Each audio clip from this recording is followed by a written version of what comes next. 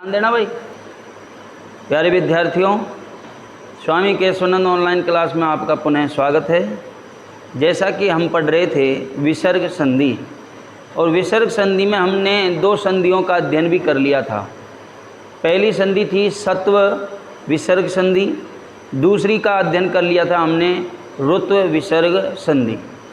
तो सत्व विसर्ग संधि का सूत्र बताया था मैंने, विसर्जनीय यश से, यानी विसर्ग के स्थान पर से हो जाता है। अब इसके नियम भी बताए थे मैंने आपको, कब कौन सी पोजीशन में से होगा। अब से भी आपकी व्याकरण में तीन प्रकार के होते हैं, सपेरा वाला से होता है, शलगम वाला होता है और षटकोण वाला से होता है। ठीक है, यानी हम कहें तो दंत वर्ण, दंत जिसका उच्चारण स्थान होता है वो से कौन सा है? सपेरा वाला। समझ गए? मूर्धा का ऋतुर्षाणाम मूर्धा, षटकोण वाला से, उसका स्थान क्या होता है? उच्चारण स्थान होता है मूर्धा। और तालु यानी सलगम वाले से का उच्चारण स्थान होता है तालु। आपने उच्चारण स्थान पूर्व कक्षाओं में पढ़े होंगे, इचुएषाणाम तालु। तो सलगम वाले से का उच्चारण स्थान क्या है? तालु। सपेरे वाले से का उच्चारण स्थान क्या है? दंत। और मूर्धन्य से, जो षटकोण वाला से आता है, उसका उच्चारण स्थान है मूर्धा। ठीक है, बात करें हम कब कब कौन सी पोजीशन में ये से का प्रयोग होगा। समझ लो, प्रथम पद के अंत में विसर्ग होगा। प्रथम पद के अंत में क्या होगा? विसर्ग। और विसर्ग के बाद यदि आपको कै खे ते थे, विसर्ग के बाद यदि कै खे या ते थे या सपेरा वाला से आए तो विसर्ग के स्थान पर सपेरा वाला से ही हो जाता है, यानी दंत से हो जाता है, जिसका उच्चारण स्थान क्या है? दंत। समझे कुछ? अब बात करें यदि विसर्ग के बाद चे छे आए तो विसर्ग के स्थान पर सलगम वाला से हो जाता है। यदि विसर्ग के बाद टेठे या पेफे आए, टेठे या पेफे, तो मूर्धन्य से किसके स्थान पर होगा? विसर्ग के स्थान पर। मूर्धन्य से मतलब यानी षटकोण वाला से हो जाता है। समझ गए? इसके बाद हमने बात की थी ऋत्व संधि की, और ऋत्व संधि की परिभाषा हमने दो सूत्रों से बताई थी। एक तो पढ़ा था हमने से सज्जु सोरु, और दूसरा पढ़ा था रोरी। कौन सा सूत्र? रोरी। से सज्जु सोरु सूत्र क्या कहता है? जो आपने पूर्व संधि पढ़ी है, कौन सी? सत्व, उसमें विसर्ग के स्थान पर से किया था। अब उस विसर्ग के स्थान पर रू होगा। रू बोले तो रे। समझ गए? तो अब इसकी परिभाषा क्या है? विसर्ग, प्रथम पद के अंत में विसर्ग हो, और विसर्ग से पहले ध्यान दें, विसर्ग से पहले ए या आ नहीं हो। विसर्ग से पहले क्या नहीं हो? ए या आ नहीं हो। समझ गए? इसके बाद हम बात करें विसर्ग के बाद ए या आ नहीं, विसर्ग से पहले, मैंने अभी बात की थी बाद की, गलत बोल दिया। विसर्ग से पहले ए या आ नहीं हो, और विसर्ग के बाद क्या क्या हो? सुनो, कोई भी स्वर हो, या किसी भी वर्ग का तीसरा चौथा पांचवा वर्ण हो। फिर उसके बाद की थी मैंने बात, या फिर ये वे रे ले है हो। ये वे रे ले है, क्या हो? ये वे रे ले है, ये वर्ण हो। तो विसर्ग के स्थान पर रू बोले तो रे हो जाता है। विसर्ग से पहले, दोबारा से सुन लो, ऋत्व संधि का जो सूत्र है से सज्जु सोरु क्या कहता है? विसर्ग के स्थान पर जो आपने पहले से किया था, अब उसके स्थान पर क्या होएगा? रू बोले तो रे। समझ गए? अब इसकी परिभाषा क्या है कि प्रथम पद के अंत में विसर्ग हो, विसर्ग से पहले ए या आ नहीं हो, तथा बाद में, विसर्ग के बाद में कोई भी स्वर हो, या किसी भी वर्ग का तीसरा चौथा पांचवा वर्ण हो, या ये वे रे ले है हो। समझ गए? तब विसर्ग के स्थान पर क्या करना है आपको? रू, और रू बोले तो रे। अब रोरी सूत्र क्या कहता है कि प्रथम पद के अंत में विसर्ग हो। क्या हो? विसर्ग। विसर्ग से पहले लघु स्वर हो। कौन सा स्वर? लघु स्वर। ध्यान रखना, मैंने लिखाया था आपको, प्रथम पद के अंत में विसर्ग हो, विसर्ग से पहले लघु स्वर हो, और विसर्ग के बाद भी रे हो, तो विसर्ग का रे हो जाता है। विसर्ग का क्या हो जाता है? रे, और उसी का ही लोप हो जाता है। उसी का ही क्या हो जाता है? लोप। यानी रे का जब लोप होगा, किसके स्थान पर रे हुआ था? विसर्ग के स्थान पर। विसर्ग का रे हो जाता है और रे का लोप हो जाता है, और जब लोप करेंगे तो लघु स्वर जो है वो दीर्घ स्वर में बदल जाता है। बाकी उदाहरण मैंने आपको करवा दिए थे। आज पढ़ते हैं विद्यार्थियों विसर्ग संधि का कौन सा भेद? तीसरा भेद, उत्व संधि या उत्व विसर्ग संधि। इसके दो नियम हैं। एक नियम तो क्या है, कौन सा सूत्र बताता है? अतोरोर प्लुताद प्लुते। अतोरोर प्लुताद प्लुते सूत्र क्या कहता है? अब सबका ध्यान बोर्ड पर होना चाहिए। जो बच्चा देखेगा, समझेगा और सुनेगा, इन तीन चीज़ों पर ध्यान रखेगा ना, वही समझ पाएगा। ध्यान रखना। देखो, अतोरोर प्लुताद प्लुते क्या कहता है? देखो, प्रथम पद के अंत में क्या हो? प्रथम पद के अंत में क्या हो? क्या मिलेगा आपको? मैंने पहले ही बता दिया था। क्या मिलेगा? विसर्ग। क्या मिलेगा? विसर्ग। अब ये सूत्र कहता है कि रोर, रोर से मतलब हमने रू बताया था ना, रे।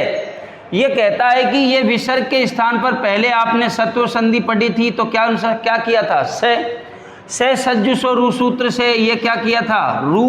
अब रू का क्या हो जाएगा? ओ। क्या हो जाएगा? ऊ हो जाएगा। ध्यान रखना, ऊ क्या होएगा? ऊ। और आदगुण सूत्र से ऊ का ओ हो जाता है। ऊ का क्या हो जाता है? ओ। ये आदगुण सूत्र भी लगेगा। अब कब लगेगा मैं आपको बताऊंगा, जैसे आप समझोगे। सुनो, इतनी डिटेल में नहीं जाना भाई। ये सूत्र तो कहता है विसर्ग के स्थान पर से किया था, से के स्थान पर रू किया था, रू का क्या कर दिया? ऊ। आदगुण सूत्र से ऊ का क्या हो जाएगा? ओ। इन बातों पर नहीं जाना है। आप समझ गए? अब समझ लो सीधी सिंपल परिभाषा। प्रथम पद के अंत में विसर्ग हो और विसर्ग से पहले क्या हो? ए। विसर्ग से पहले क्या हो? ए। विसर्ग से पहले क्या हो? ए।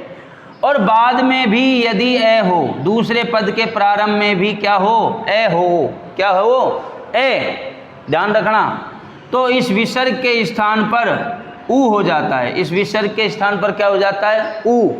अब ए के आपने गुण संधि पढ़ी होगी। क्या पढ़ी होगी? गुण संधि पढ़ाई थी ना मैंने। अब इस आदगुण सूत्र से ए के बाद ऊ आएगा। ए के बाद क्या आएगा? ऊ। तो गुण संधि में देखना, ए के बाद यदि ऊ आता है तो ऊ का क्या हो जाता है? ओ हो जाता है। यानी ए और ऊ के स्थान पर क्या हो जाता है? ओ। ए और ऊ के स्थान पर क्या हो जाता है? ओ हो जाता है। गुण संधि निकाल करके आप पढ़ सकते हो पुनः।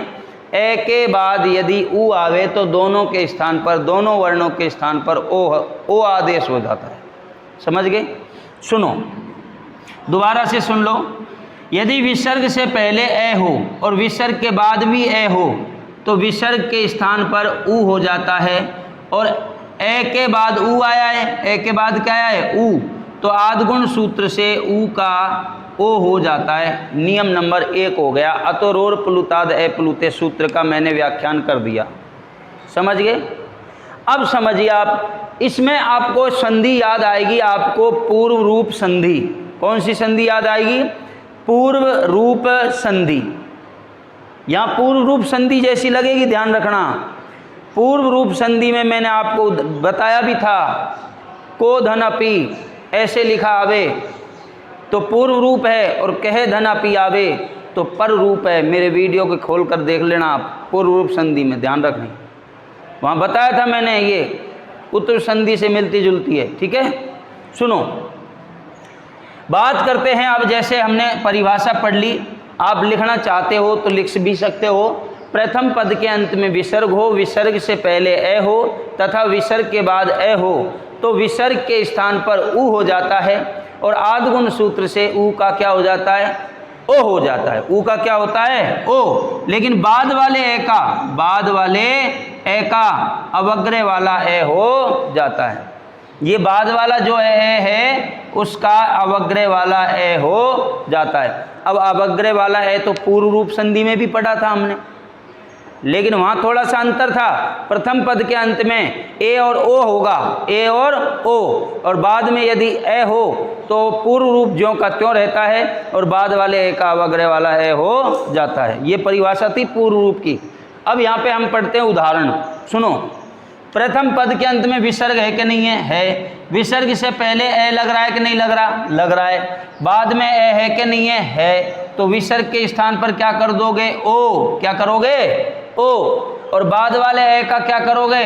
अवग्रह वाला ए और पी क्या बन जाएगा? को अपी। समझ गए? अब तो कोई दिक्कत नहीं है, समझो आगे। बालक है, विसर्ग है, और विसर्ग से पहले क्या है? ए। बाद में भी क्या है? ए। तो विसर्ग के स्थान पर क्या कर देंगे? विसर्ग के स्थान पर ओ, बाद वाले ए का अवग्रह वाला है ये में, तो क्या बन गया? बालोयम। क्या बन गया? बालोयम। ठीक है। रामे धन है गच्छत, विसर्ग से पहले क्या है? ए। बाद में क्या है? ए। तो विसर्ग का स्थान पर क्या कर देंगे? ओ, बाद वाले ए का अवग्रह वाला है गच्छत जोड़ दो आप। रामो है गच्छत। बना के नहीं बना? क्या हुआ? लक्ष्मणे धन अस्ति,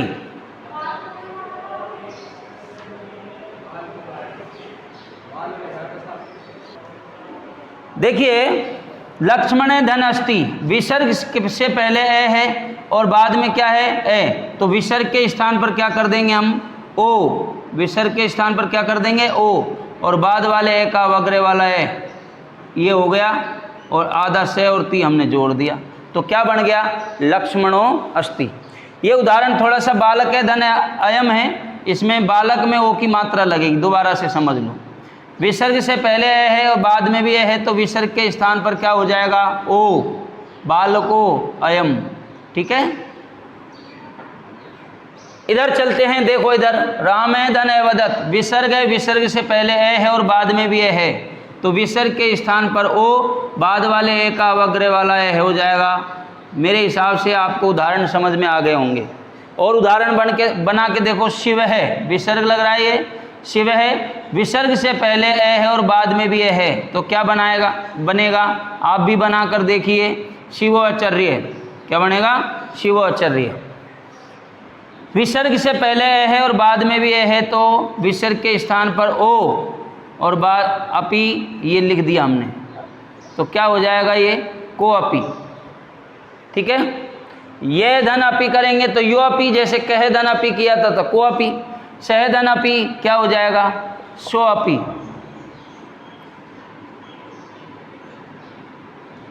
ऐसे ही ये उदाहरण है, देवे धन अधुना, देवो अधुना। बाले धन अस्ति, इसको भी बनाइए, बालो अस्ति। उपस्थिते धन अस्मि, उपस्थितो अस्मि।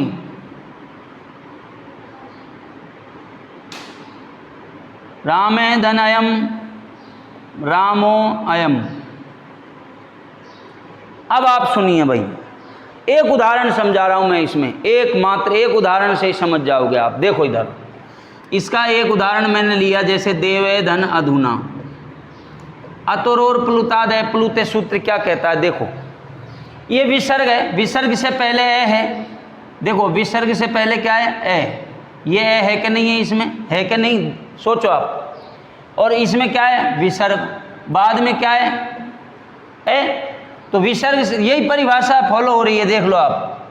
विसर्ग से पहले ए और बाद में भी ए, तो इस विसर्ग के स्थान पर ऊ होता है। ए के बाद ऊ आया तो ऊ का क्या, इन दोनों का क्या हो जाएगा? ओ। क्या हो जाएगा?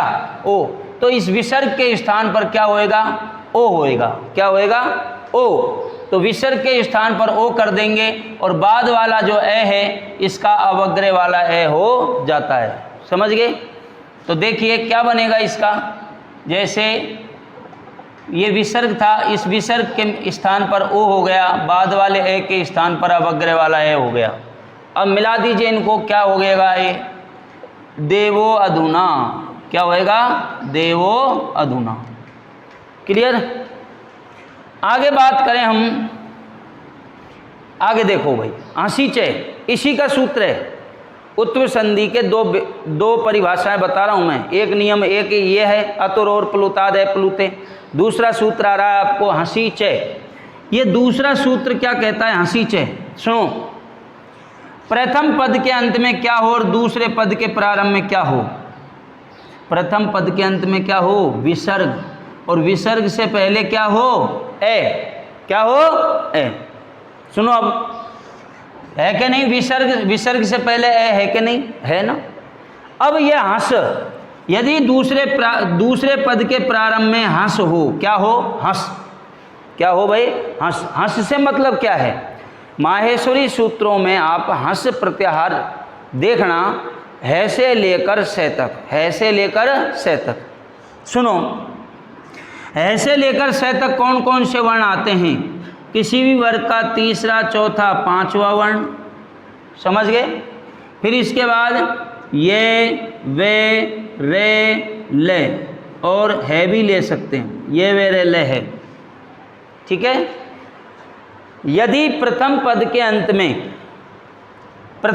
अंत में विसर्ग हो, विसर्ग से पहले ए हो, तथा विसर्ग के बाद में किसी भी वर्ग का तीसरा, चौथा, पांचवा वर्ण हो, या ये, वे, रे, ले, है हो, तो इस विसर्ग के स्थान पर ऊ हो जाता है। क्या हो जाता है? ऊ। और ये ए और ये ऊ आद्गुण सूत्र से ऊ का ओ हो जाता है। ऊ का क्या हो जाता है? ओ। वही परिभाषा है। यहाँ बाद में ए नहीं आया, इसलिए अब अग्रे वाला ए नहीं हुआ। परिभाषा तो सेम सी है। पहला नियम यह कहता था कि विसर्ग से पहले ए हो और बाद में ए हो तो विसर्ग के स्थान पर ऊ होता है, आद्गुण सूत्र से ऊ का ओ होता है, लेकिन बाद वाले ए का अवग्रह वाला ए हो जाता है। ये हंसीचय सूत्र क्या कहता है? विसर्ग से पहले ए हो तथा बाद में किसी भी वर्ग का तीसरा, चौथा, पांचवा वर्ण हो, या ये, वे, रे, ले, है हो, तो विसर्ग के स्थान पर ऊ होता है और आद्गुण सूत्र से ऊ का क्या हो जाता है? ओ हो जाता है। क्या हो जाता है? ओ। समझ गए? अब देख लो आप, ये दूसरा नियम हो गया, दूसरी परिभाषा हो गई। सुनो, देखो भाई, विसर्ग है और विसर्ग से पहले ए है कि नहीं है? है। विसर्ग से प्रथम पद के अंत में विसर्ग है और विसर्ग से पहले ए है और बाद में पांचवा वर्ण है। पांचवा वर्ण है कि नहीं? तो विसर्ग का क्या कर दो? ओ। नम है, धन नम है, विसर्ग का हमने क्या कर दिया? ओ। क्या हो गया? नमो नमः। क्या हो गया? नमो नमः। ठीक है। मन है, धन हरे, विसर्ग है, विसर्ग से पहले ए है और बाद में है। देखो है कि नहीं? इसमें है। ठीक है। तो विसर्ग के स्थान पर क्या हो जाएगा? ओ। तो क्या बन गया? मनोहर है। ऐसे ही विसर्ग है, विसर्ग से पहले ए है और बाद में रे है। मन है, धन रथ है, तो विसर्ग से पहले ए और बाद में रे है कि नहीं? है। तो ये विसर्ग के स्थान पर क्या हो जाएगा? ओ। मनोरथ है। क्या बनेगा? मनोरथ है। अगला देखो, यश धन दा, विसर्ग से पहले ए, बाद में दे, कौन सा वर्ण है? तीसरा। कौन सा वर्ण है? तीसरा। ते, थे, दे, है कि नहीं? तीसरा। तो विसर्ग के स्थान पर ओ हो जाएगा, तो क्या बनेगा? यशोदा। ठीक है। बाले धन हस्ती, विसर्ग है, विसर्ग से पहले ए है और बाद में है कि नहीं? तो विसर्ग के स्थान पर क्या कर दो? ओ। तो क्या बनेगा? बालो हस्ती। बालो हस्ती। आगे देखो, राम है, धन वदती, विसर्ग है, विसर्ग से पहले ए है, बाद में क्या है? वे। बाद में वे होना चाहिए, ये रहा। तो विसर्ग के स्थान पर ओ हो जाएगा, रामो वदती। गजे धन गच्छति, प्रथम पद के अंत में विसर्ग है, विसर्ग से पहले ए है, बाद में तीसरा वर्ण है। तीसरा वर्ण गए, ये रहा तीसरा वर्ण, समझ गए ना? खे, गए। तो विसर्ग के स्थान पर ओ हो जाएगा और गच्छति को ज्यों का त्यों लिख देंगे, गजो गच्छति। बुद्ध है, धन लिखती, प्रथम पद के अंत में विसर्ग, विसर्ग से पहले ए, बाद में ले। देखो ये ले रहा, समझ गए ना? तो विसर्ग के स्थान पर ओ कर दो, ओ। बुद्धो लिखती।